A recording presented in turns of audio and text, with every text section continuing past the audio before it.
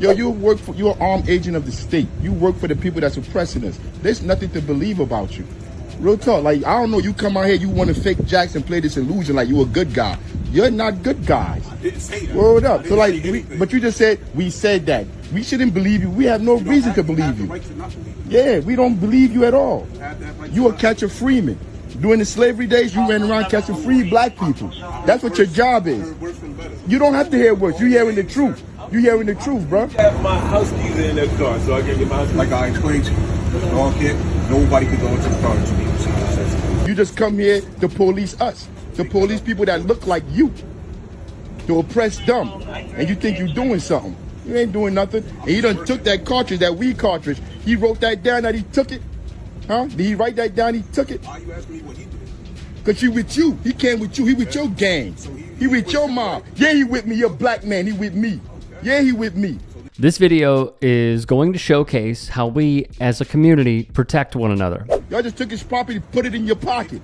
I'm quite sure. Complaint to who? Massa? To Massa, make a complaint to your boss? You out your rabbit mind, bro. Like, I don't know who you think you be talking to. Yo, bro, give him his stuff back. You ain't got no reason to take his stuff. You don't. You taking it because you feel you could do that. Because he by himself. If there was 100 of them out here, you wouldn't have took it. I see your out here intimidating other black men, people that you know don't have lawyers to go fight y'all. That's who you intimidating. All power to the people, brother. I mean, I ain't got no lawyer. If we had money, we wouldn't be living around here. We wouldn't be getting oppressed by y'all. But like, you walk around oppressing your own people every day and go home and sleep. I don't know how y'all do that. I couldn't walk around oppressing my own people and then take my fat ass and go to sleep. I couldn't do that. Beautiful life you live. Yeah, it is a beautiful life. I could sleep well. I don't know how the sociopaths sleep well. You know you ain't doing nothing positive. You ain't changing nothing out here. I must remind y'all, this is exercising your First Amendment rights while reminding your fellow Americans of why their occupations are endangering our societies at large. Only cowards take these jobs to come oppress your own people. I ain't know no better when I was 16, 17, 18, 20. Only cowards what? Look at the flag you got in your head. You Uncle Tom, man. That's all you do. Either you go to Africa, that's where you from. You left your soul there. You working for these crackers oppressing your own people, and you feel you could talk. You stupid man. You a useless It ain't an opinion. It's the truth. What the think Malcolm would say to you? Huh? What you think Malcolm would say? But you don't give a but you don't give a like no black person but yourself. He would say to me, how you doing, comrade? Because the Black Panther Party was started because of Malcolm. He would say, all power to the people. You feeding the people in the community. You housing the people in the community. You policing the police. All power, comrade. Between this dude telling a fellow black man go back to Africa and questioning what Malcolm X would say in this situation, this is a disaster of a video for the officer. I ain't want to stop. I only stopped because I saw my head surrounded by you motherfuckers. I got somewhere to be. I got to go do the after-school program, pick up all the kids around the city to go to the after-school program we do for the children in the community. But I got to stop to watch you motherfuckers towing this car. When mother kicking people out. Jersey North lead the goddamn country in gentrification. It ain't gonna be like this forever. People waking up, man. This is what they shot Malcolm for you to be cops, to be the pigs. People be walking around scared of y'all. That's over with, man. That's over with.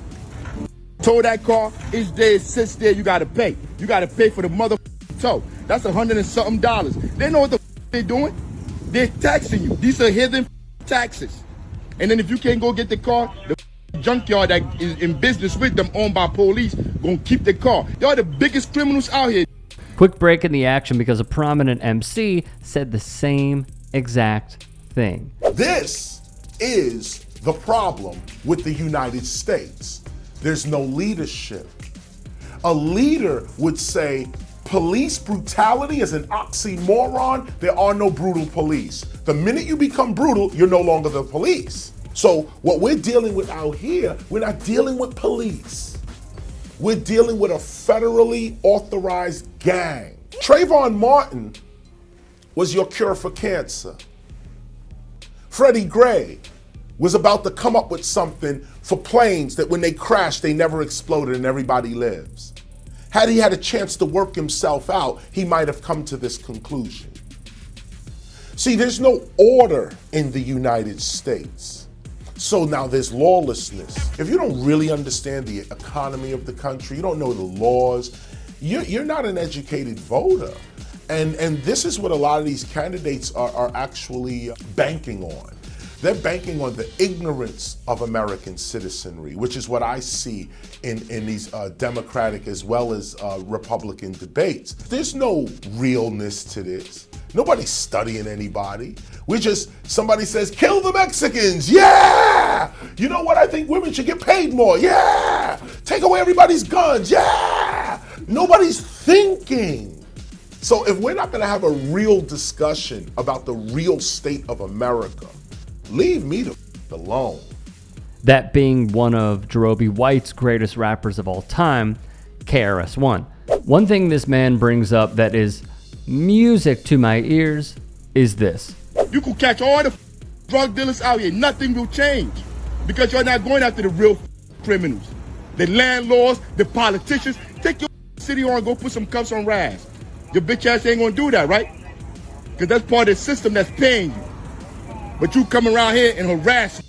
Because he's right. They don't go after the real criminals like these. CNBC wrote in 2024, the nation's millionaires and billionaires are evading more than $150 billion a year in taxes, adding to growing government deficits and creating a lack of fairness in the tax system, according to the head of the Internal Revenue Service.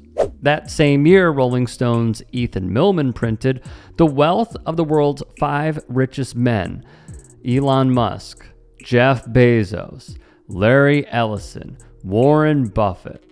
Well, their wealth ballooned 114%, Oxfam said, citing data from Forbes' real-time billionaires list. Angus Peterson put it rather bluntly, the ultra-wealthy are not just accumulating wealth, they are hoarding it, stockpiling fortunes at a rate so obscene it makes the concept of money itself feel ridiculous, while the rest of us get lectured on cutting back, drive less, eat less meat, recycle, make do with less. They are securing their bunkers, buying up remote islands, and building escape plans for the very collapse they are accelerating. Tim Cook, Elon Musk, the Waltons, they've all hoarded money that should have been used to pay their employees a living wage. But Jeff Bezos' multi-pronged wealth extraction system is unparalleled. He underpays his workforce, deprives them of any amenity that could cost him money, and he doesn't pay a cent in taxes that could be used to help the employees he's abusing. It's triple robbery, and it's brilliant. But do today's entrepreneurs really need billions of dollars? I mean, couldn't they survive on a measly 100 million? Because they're now using those billions to erode American institutions. They spent fortunes bringing Supreme Court justices with them into the wild. They treated news organizations and social media platforms like prey, and they turned their relationships with politicians into patronage troughs. This has created an America where fewer than ever can become millionaires or even thousandaires through hard work and actual innovation. If capitalism were working properly, billionaires would have gone the way of the dodo. And he's right. They don't go after the top 1%. They don't go after those who are stealing wages from workers. They don't go after those who are buying off our politicians in order for us to not have the resources that other developed countries do have.